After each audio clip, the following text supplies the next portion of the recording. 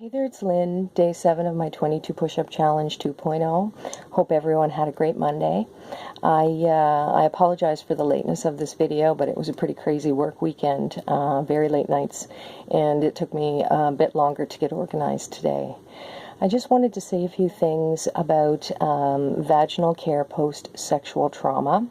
I think this is a really important part of the conversation, particularly considering that one of the stats I found today noted that while vaginal injuries that are seen post-sexual trauma, that the person can actually see, account for about 5% of vaginal injuries. The statistics in terms of vaginal injury post-sexual assault or sexual trauma, the injury percentage is more like 85 or 87%, which is really huge. And often I think there are abrasions or tears that a person perhaps cannot see or cannot feel that increase that the victim's risk for sexually transmitted infections, bacterial infections, potentially septic infections. The increased risk for STI, of course, would be also related to the sexual assault itself. But abrasions and tears and injuries that are present, particularly abrasions and tears, do increase the risk for infection for the individual. It's a point of entry issue. The risks, particularly for women post-sexual trauma, are similar to male MST risks, but they also include, because we're a little anatomically different, there's a greater risk of incurring a urinary tract infection that may present as burning or discomfort on urination. And so lots of fluids will help that, but that may need treatment, medical treatment.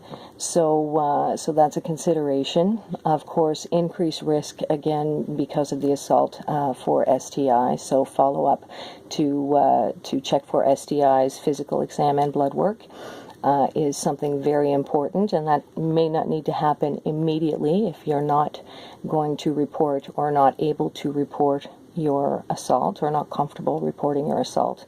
But that is something, even if you do not report, you need to consider not too far down the road. I would say within the month, if you can do that.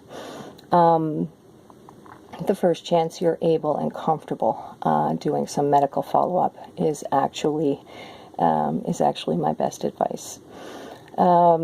Other risks that females particularly may incur are injury, particularly where the labia minora come together.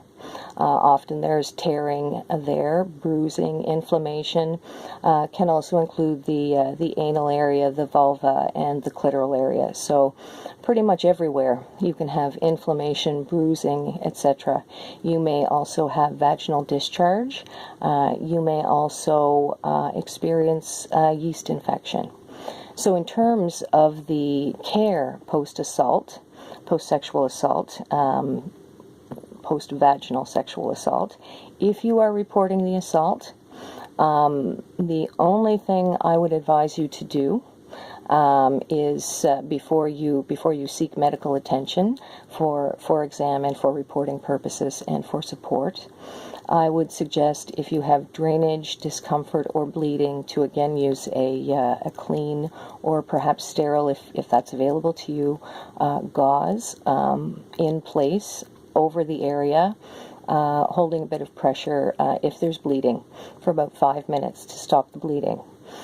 If you are not reporting your assault, similarly to rectal assault, you will want to again hold a clean or sterile cloth or gauze on the area for about 5 minutes to stop bleeding if that's present.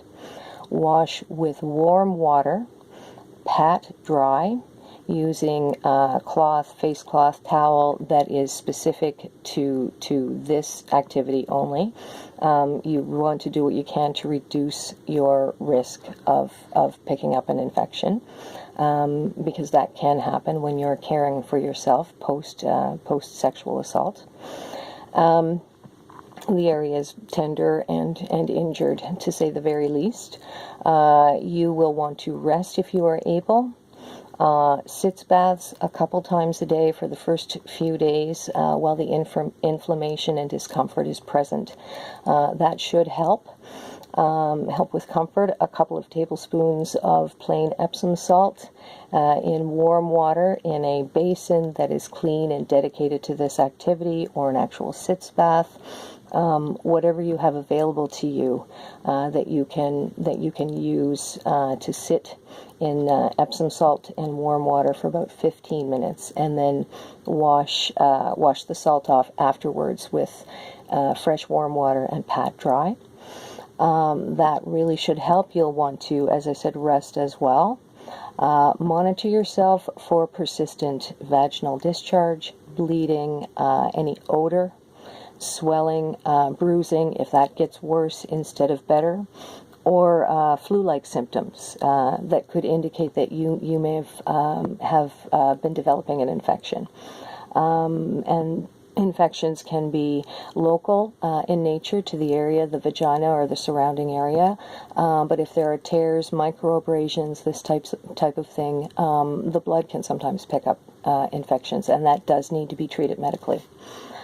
So monitor yourself for those symptoms, and if you do have those persistent symptoms after your sexual assault, but you still are not interested in reporting your assault and have decided not to do that, you still need to seek treatment for symptoms that continue to persist. Otherwise, you're at risk for other health problems or for infections that become unmanageable. For example, a sexually transmitted bacterial infection, syphilis. Syphilis can be present without physical discomfort or without real physical symptoms that the individual picks up for up to a year. And syphilis can cause sterility, it can cause cognitive problems, just to name a couple of things. And it's actually bacterial and treatable.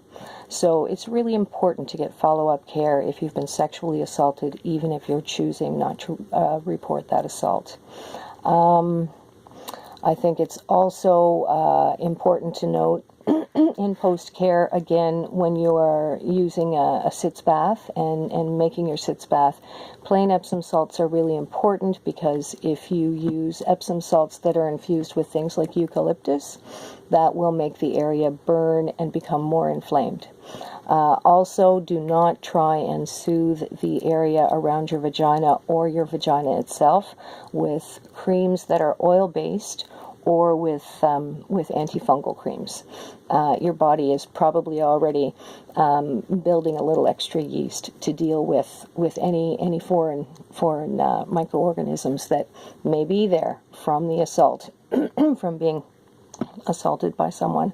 So yeah, antifungal creams, not unless your doctor has examined you and says, yes, that's required, and no oil-based creams.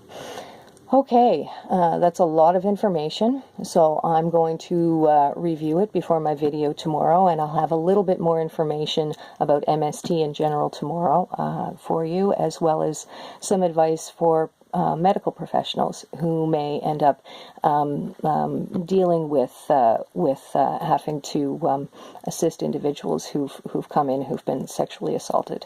So I'll talk about that tomorrow. Thank you so much for your support and for listening today. I hope the information has been helpful.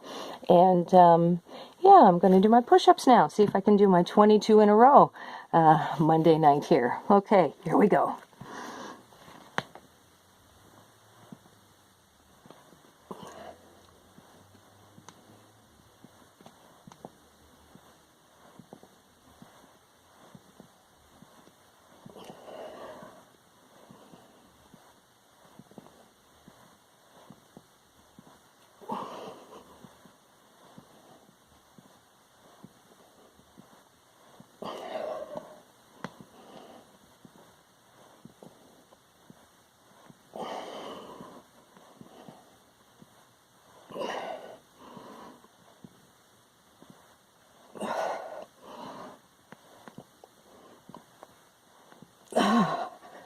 Oh, I think that was 22.